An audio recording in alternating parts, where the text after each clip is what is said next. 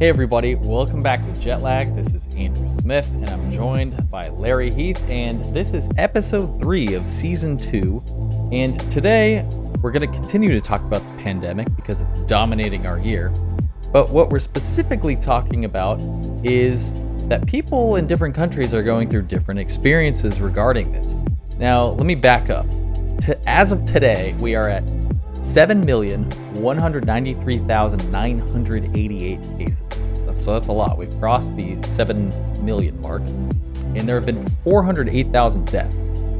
And there's been 3.5 million recoveries, so over half, which is great. But we're not out of the woods yet. So the first reported case was back in Wuhan, China, like everybody knows. And that was all the way back in December. So at this point, December feels like an eternity ago. Or like a Dragon Ball Z version of time in a hyperbolic time chamber where a day is actually a year. But believe it or not, that was just over 6 months ago. And while it spread, it went rapidly through China and Japan and South Korea. And eventually it went through Iran. But what happened is that because those countries are very far away to the westernized world, not everybody reacted.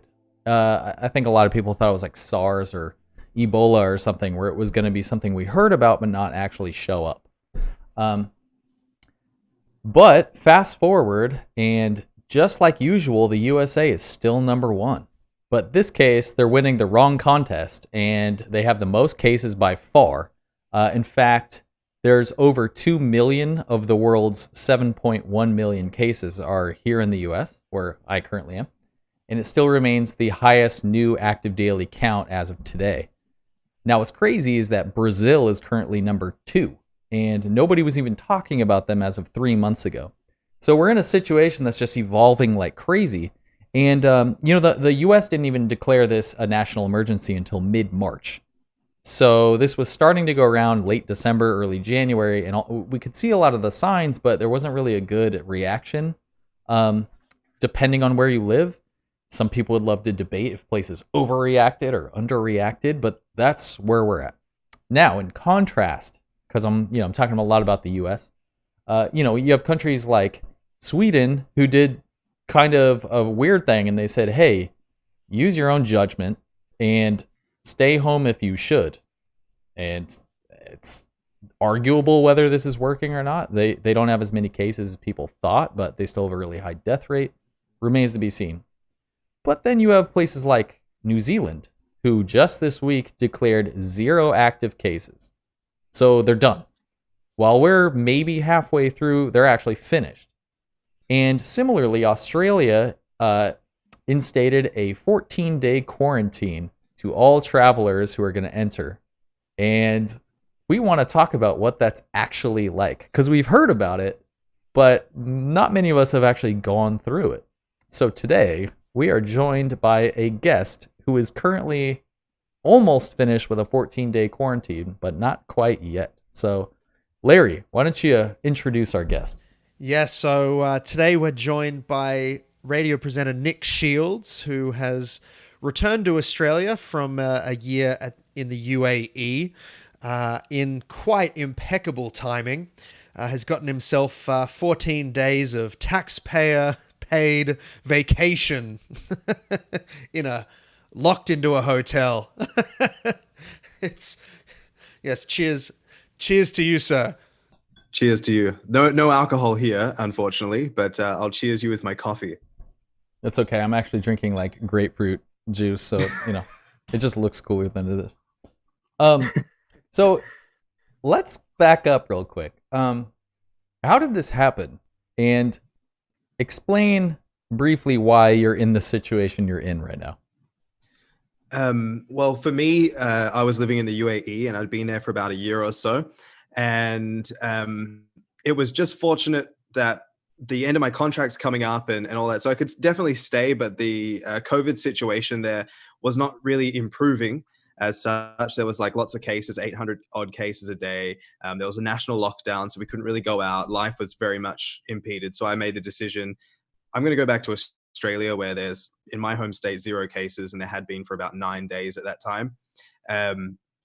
It just made better financial decision as well, because we were under massive pay cuts and all that sort of stuff. So I said to my boss, look, mental health wise and possibly physical health wise, it's not best to stay here for me.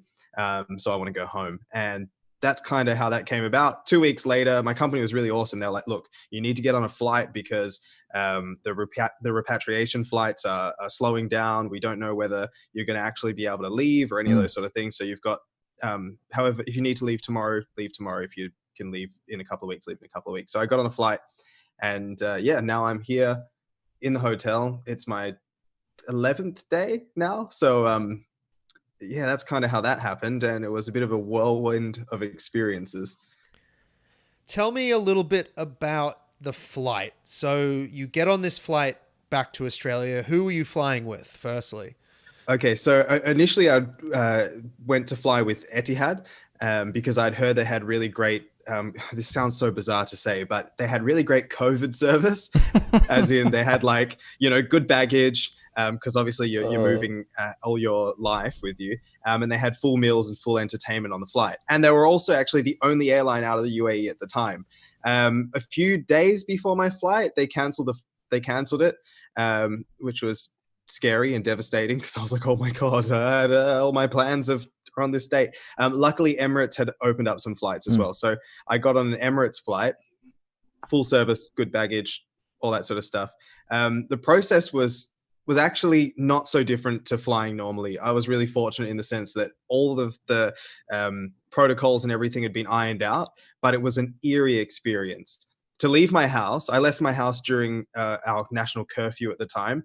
So I got in the car and we drove to the airport and there was nobody on the roads apart from, essential staff like trucks and vans and things like that, and hardly anybody else. We thought we were going to get arrested for breaking the curfew, and which is, scary on your way out. You're trying to leave. You don't want to, it's not get in necessarily trouble. the place you want to get arrested either.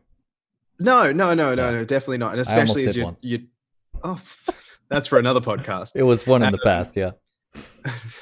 Oh my God.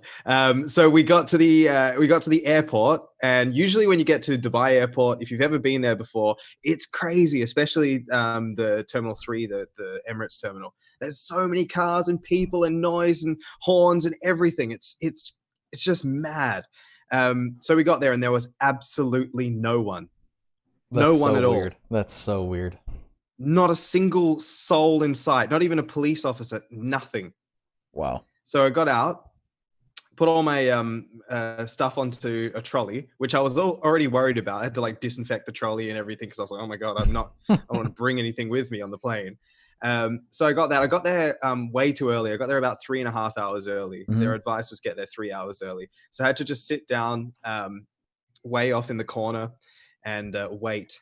And I thought, okay, the airport's going to get packed soon, all that sort of stuff. No, there was literally 15, 18 of us in the airport. So once they opened it up, we went through a couple of thermal scanners. You do that twice. You go through a little bit of a mini interrogation as into where are you flying to? Are you a resident? Are you a citizen? All that sort of stuff. And then you just check in like normal. There was really no difference. There was just a lot of waiting and a lot of spacing out. A couple of security guards had full PPE on, but most people just had their masks on and that was it. The only thing that was kind of a bit unnerving, not so much for me, but for fellow passengers, like the Kiwis, the New Zealanders who were on the flight, because they needed to get government approval, the Australian government approval to get on the plane. They all had to wait a really long time while the crew checked them in. And yeah, that was kind of it. It was really everything else was exactly the same as flying until you get on the plane. Getting on the plane, there was only 18 of us on the flight, 3 in business. I don't know why we all couldn't sit in business. There was enough. There's enough space. You said we. That means you got it. No, but I got to sit. I got 4 rows to myself, so I don't know who the real winner is here. I got to have a nice sleep. I basically slept about. It was a 13-hour flight, 13.5-hour flight to Melbourne, and I slept probably 12 of those. Full service, all food, all entertainment, everything. Booze is normal. No alcohol. Yeah. Yeah, that was the only downside, but I was asleep the whole time anyways. When you get to Australia though, that's a different story. So when you watch movies, like end of days movies, and it's all like dystopian, and there's those announcements that come over and they say, like, please do not move. It was like that. But it's most people, they would see that in like in American movies.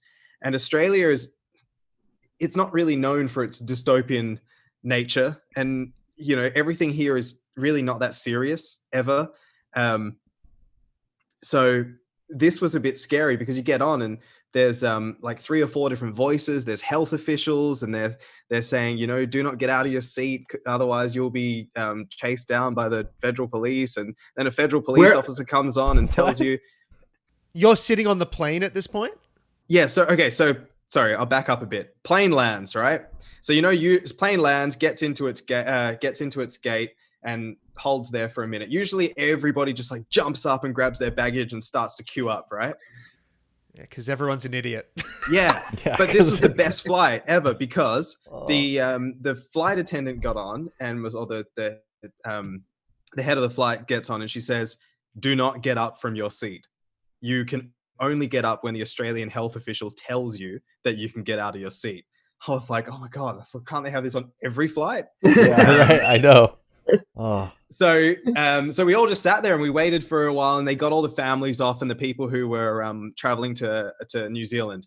And they all got off first, and it was really quick. Everything was smooth, but it was scary. Well, not scary, but it was unnerving because, this health official gets on and she's like, "I am the authorized health officer for whatever, for Victoria.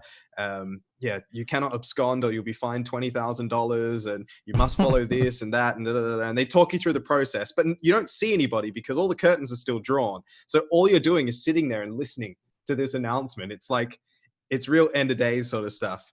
But it doesn't stop there. Once you get off the plane and you get into the terminal, imagine you're in a big airport, like Melbourne Airport's pretty wide and spacious. But then all you can hear are these announcements. This is the Australian government. There is a pandemic and a state of emergency in Victoria. You need to keep 1.5 meters distance away from everybody. But it's all like monotone, super like serious. And you're walking through this airport and all you see is like Australian federal police officers armed to the hilt, like down the corridor. And you're just like, I said to one of them, I was like, this is intimidating. And he's like, it's not supposed to be. And I was like, I don't know any other way to describe this, but it is intimidating. There's like, every time you walk to a counter, there's like 20 police officers standing there. You're like, yeah, especially when that's not normal too. You've got to be like, oh my God.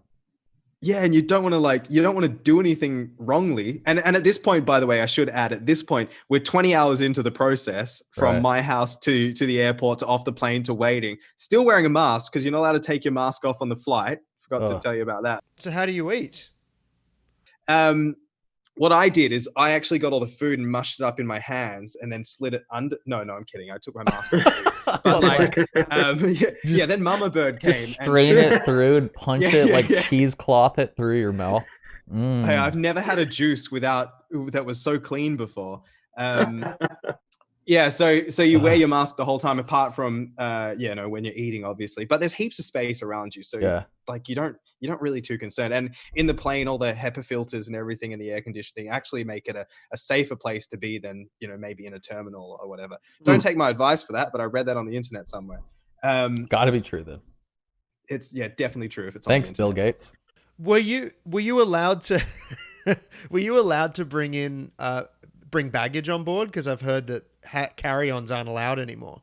So they checked in one of my carry-ons, but they allowed me to take my backpack with me. Okay.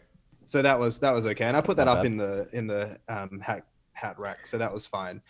I'm going to be asking some weird specific questions like that because part of the reason you're on this show is there will maybe come a point where I have to do this trip and go through what you're going through. Good luck, because I think I had one of the easiest routes for the American listeners. On the we're not that dumb, are we? Oh my God. I don't know. Sometimes you have to clarify. I actually, you know what? You're right. Thank you. Look, we all love a good route. What can you say? That's right. And this was one of the easiest routes that I've taken. Well played. Thank you very much. Now, the U.A.E journey to Australia is super simple because it's just a direct flight. But I've got friends who have taken flights from Canada to someplace in America on the East Coast, and then, on the West Coast, and then down into New Zealand.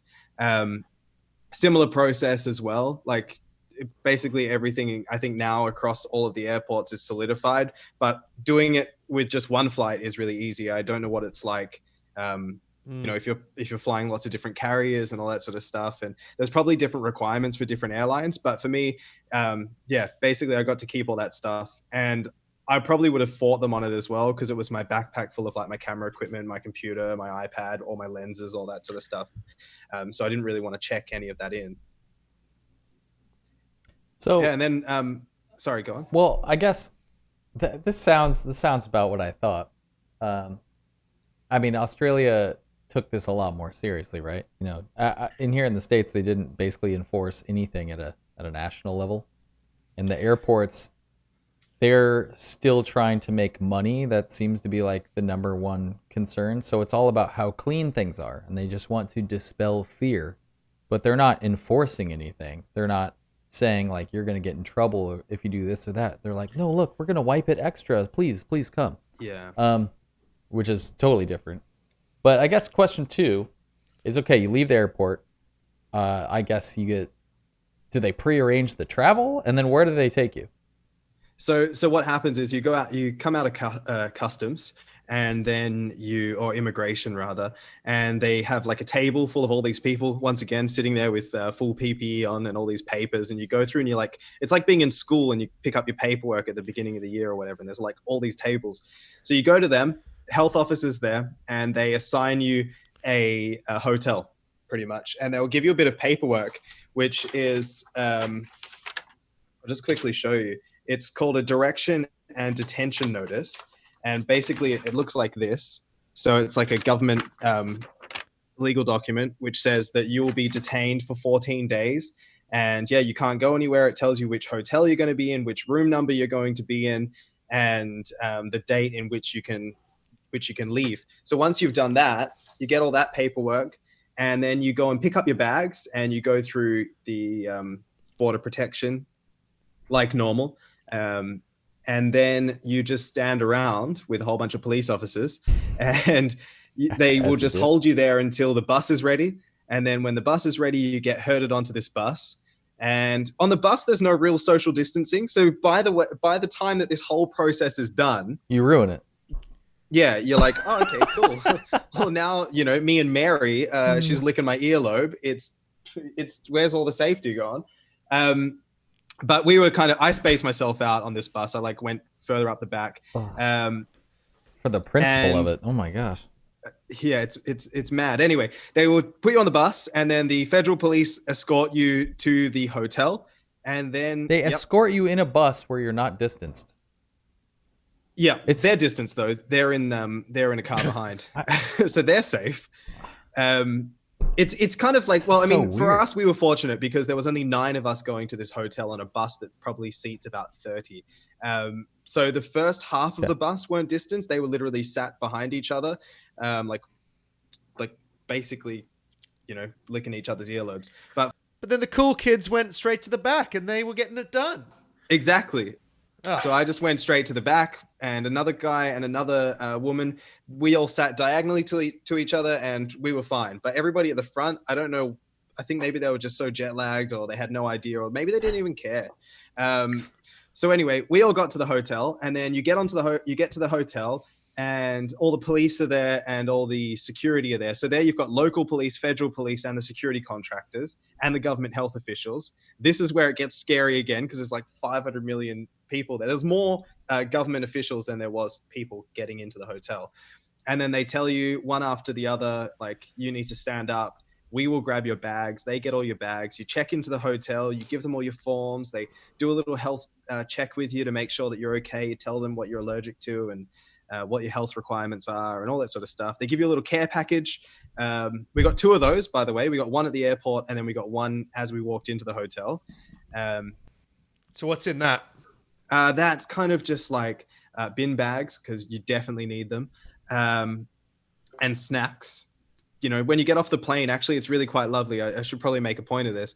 When you get off the plane and you're waiting to get onto the bus, they give you a little package full of like Australian treats and lollies and sweets and stuff, candies. So they give you like Tim Tams and a piece of fruit and a couple of different like natural yogurt bars, like all these Australian brands and stuff. So that's really, and a juice and a water, and it's really nice to you know, if you haven't been back home for a while, it's really quite nice to get something that's, you know, typically Australian, Tim Tams.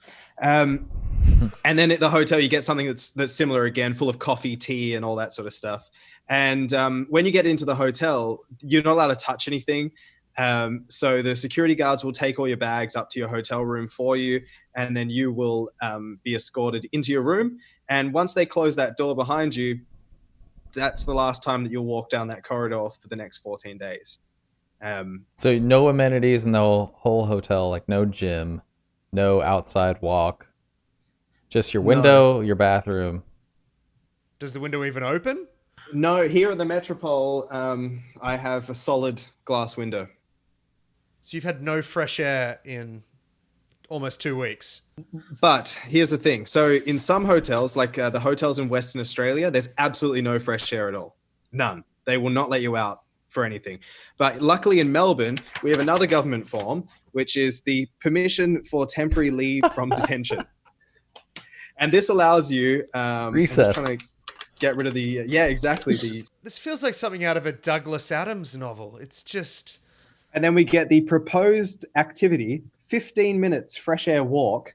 And I've had one of those, and it was literally 15 minutes exactly. One. And like it was total or a day? That was total I've had so far. What's the point?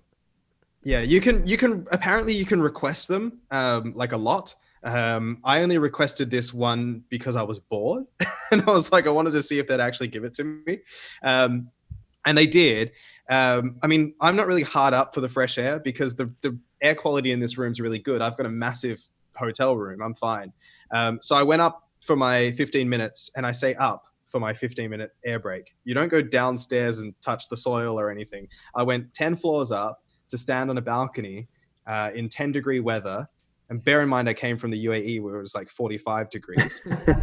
So I went up, I'm like in my thermals, got my gloves, my beanies on, and I'm standing up there on the 28th floor, and I'm looking at the exact same view that I see from my hotel room. And I was just like, God.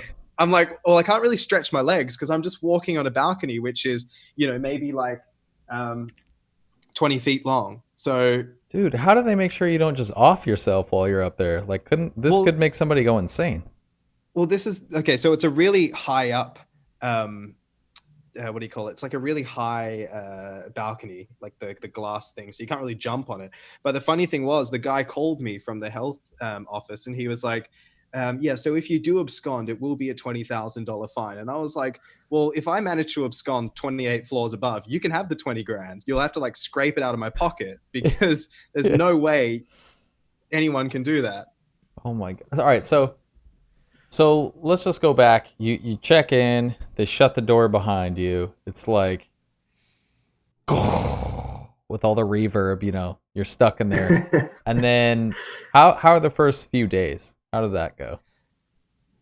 To be honest, they went really quickly. I read a lot of it. There's a lot of Facebook groups that you can join that will have lots of advice on how to kind of deal with this 14 days.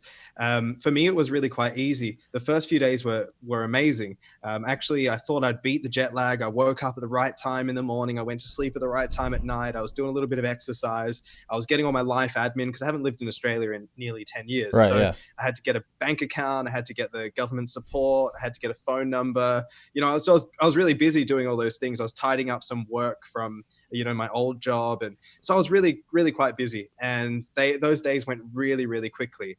The rest of the days, I kind of just slept through most of them until we are here at day 11. So it goes pretty quickly. For me, it goes quickly. I can really entertain myself at home. or locked in a room. I'm really good at just watching TV for hours on end, and so I'm not really too. Doesn't really affect me too much. And you get daily calls from the mental health nurse and all that sort of stuff. They do welfare checks. And so food, they're just delivering it to you, or do you have choice? So there is a bit of choice. You can you'll get food delivered to you 3 times a day: breakfast, lunch, and dinner. And you can also pre-order like a room service sort of a meal, but it's relatively expensive, and you have to order it like the day before. So question is though, you said it's relatively expensive, but the 3 meals a day, are you also paying for those? No, the Australian taxpayer is paying for those. This whole thing, by the way, is paid for by the taxpayer. So it's of no cost to me at all. $0 cost to me. See, it's a holiday. It's almost a holiday. I feel a bit guilty because I haven't worked in Australia in years, so I haven't paid tax for. I'm taking this from the many years before. You feel guilty about taking taxes? Wow, this is like novel material for anybody on U.S. soil. Yeah, well, I mean, okay, but I haven't worked in Australia for so long, so it's like I feel a little bad about it, but not too bad. The meals are not great, to be honest. I've had more worse meals than I've had good meals. So you're gonna put that on Yelp when this is all over? Yeah, absolutely. You wait. I'm gonna write like a 10-page review on this place. Literally going on right now, and I want to know if people are doing mandatory quarantine reviews. Yeah, do not stay here in a mandatory quarantine. 0 stars. Had no choice but to stay here. If you do, don't go. Yeah. No, I think if you're a regular hotel guest, the food would be so much better. I don't know why they're not so good. I don't know what's going on. It's like some sort of army kitchen. It feels like that's what it's come out of. But I've had some really good meals and I've had some really trash meals. When they get the bad ones, I just order from Uber Eats. Luckily for me, that's an option. Yeah. So you can do that, and you can order alcohol in as well. So they sell alcohol here. These prices are okay. Like $24 for a 6-pack. Yeah, it's twice as expensive from buying it from a bottle shop, I think. But it's furphy. But it's also, it's a furphy, so it's a craft. It's okay. Or you can get on Uber Eats and you can order, like really good beers delivered to your hotel room. The heck yeah! But you'd go broke real quick. You could, yeah. I don't know about that. I don't have any savings left, but let me tell you, I've had some really good beers. It's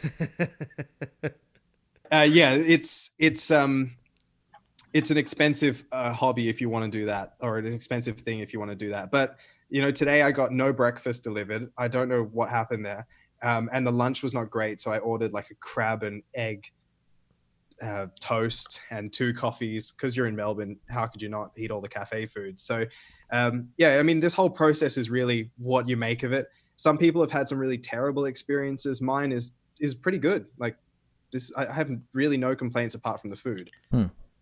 I was like waiting for this climax about like, I'm ripping my hair out and I have like 6 hairs left, but you have a full head and you're chilling. So before we jumped on this call, you were getting, a giant Q-tip put up your nose. So how often are you getting tested? What are the other elements of the health requirements here? Okay, so you have like 2 welfare checks that come they call up, and they'll do like a phone. Mental health nurse will call up and do a welfare check with you. It's pretty intense, the first one, and the second one is a little bit shorter. What are they asking you? First of all, they ask you like your medical history, which probably determines the length of the call.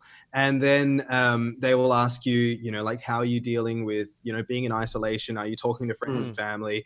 Do you have any symptoms? We get a daily call, which is, do you have any symptoms? And then, is there anything else we can do to make your hotel stay better? Or to make your isolation better? And I'm like, well, maybe just end it. So, but the welfare checks are pretty in depth here. So they'll ask you about your mental health and any questions related to that. And then they also do 2 COVID tests, which are free of charge as well, which might be a novel thing for those who are outside of Australia, where healthcare is, not free. So they'll do 2 COVID tests for you. And you get one on day 3 and you get one on day 11. And these are obviously, the first one is to make sure that, during your stay, you're not, Contagious. Yeah, contagious. That's the one. I wanted to say something else, and I was like, that's not appropriate. And then the other one is the one on the way out. So that before you go back into the community, you're not obviously going to go and infect other people knowingly or unknowingly. Yeah, so I just did mine then. Basically, 5 minutes before the call, I had a giant thing stuck up my nose, and my eyes were watering, and I was a bit traumatized. But now I'm okay. Yeah, you sound good. So you're either really good at hiding it or you're just a pro at this point. But well, it's my second one, so yeah, right. So I guess this is very interesting, and gosh, I'm sure we could go into the details more. But I guess now that you're almost at the tail end of it, and you've gone through this experience, and you've talked to other people in Facebook groups, and you've had access to the outside world, communication wise, what are your thoughts on the process? Do you think it's worth it? Do you think it's overkill? Like, how are you feeling about the pandemic situation while still being in the middle of it? Well, I think the process, obviously there's some kinks that have been ironed out since it was first implemented, and I think it's made the experience a lot better for somebody like me who's come about maybe 2 months after it began. I think it's a really important. I think well, the thing is that this is very expensive to do this, and I think some countries can't afford to do it. Like in Malaysia, they're doing it, but the person who's traveling needs to pay for it, for example. Maybe that's also a deterrent, I suppose. Yeah, I guess so. I've got lots of friends who won't go back because it's going to cost them, X amount of dollars to stay. So maybe it's a good policy. I don't know. Yeah, I mean, it works. I mean, I think the Australian government might move towards that soon, but I think they're still open arms at the moment. But I think the process is good. I think this is really important in order to isolate people, make sure that they are actually healthy and they're not going to bring anything in with them into the country. Obviously, it's expensive, and I don't know how long that's going to last. But yeah, I think it's actually a really good process. As a product of that process, I actually really don't have any complaints apart from the food.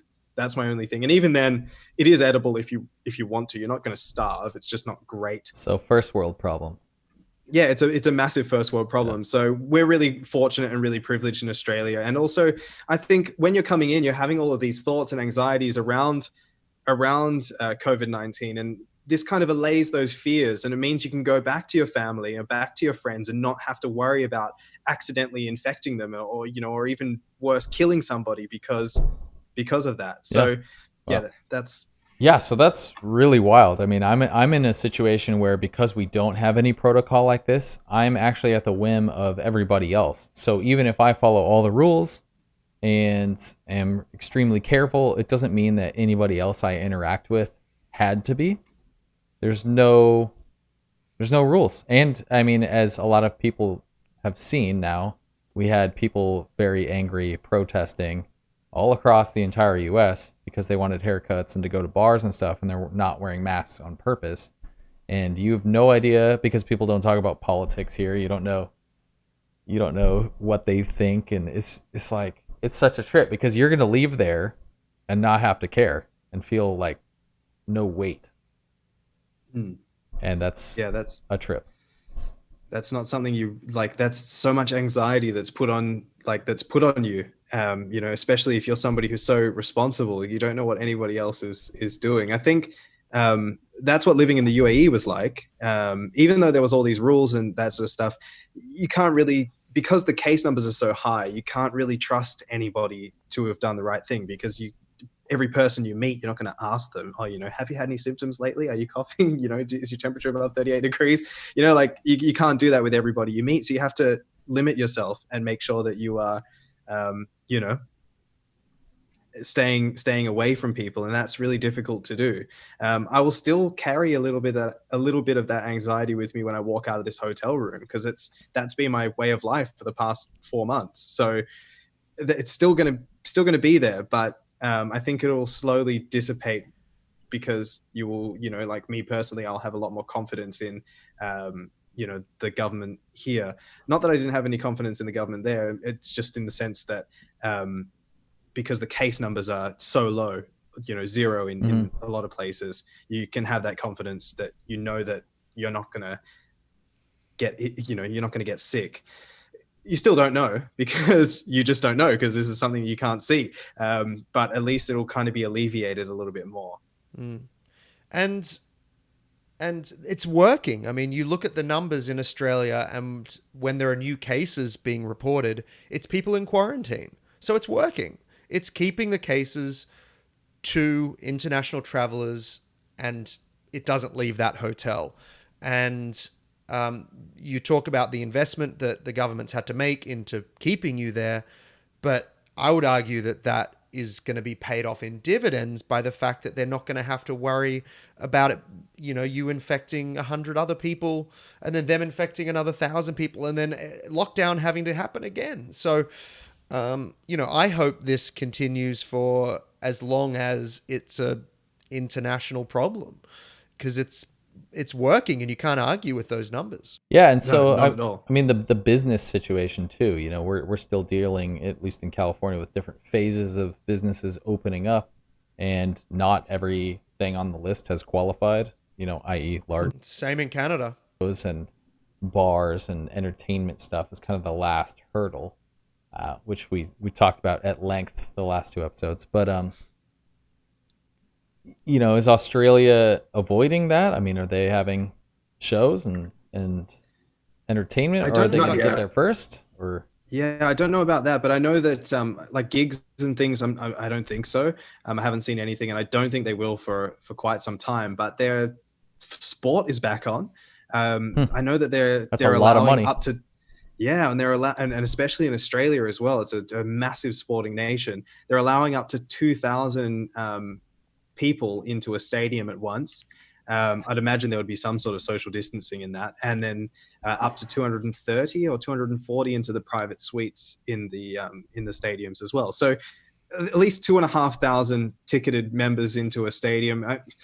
I don't know if I agree with it, but I guess it's easy to socially distance that amount of people in such a large entire space. stadium, right? Yeah. Yeah. So, yeah, I don't know. Like, there's just something that doesn't sit right with this. But I understand that the transmission rate is so low, but I'm not a health official. I can't really. Well, it gives you sporting content to put on TV too, which is largely watched and has plenty of advertisements, and then business keeps going. And right now, no NBA, no NFL, no hockey. F1 racing is doing esports competitions to try and keep things moving, which I actually think is very cool, and it's an evolution that I appreciate, but it's putting duct tape on a sinking boat.